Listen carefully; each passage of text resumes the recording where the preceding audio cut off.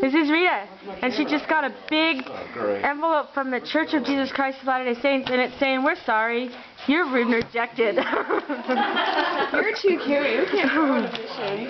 Okay, come on, Dad. Use the camera that works. Get my camera. That's what I just said. Where's Rita's camera? It should be in the basket. Well, it's not like it's a basket.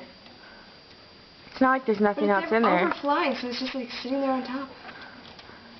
Bethany will send you pictures. Come on. No, I'm taking video. Oh, it's going to be a long video.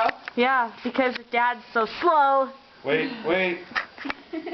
There, now I can get on the picture taking roll. Okay, Okay, ready? here we go. Okay.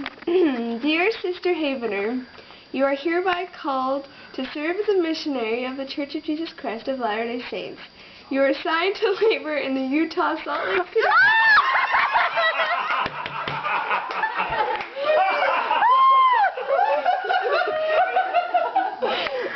It is anticipated that you will serve for a period of 18 months. Here you go. April 2nd. Oh. Wow. Long time.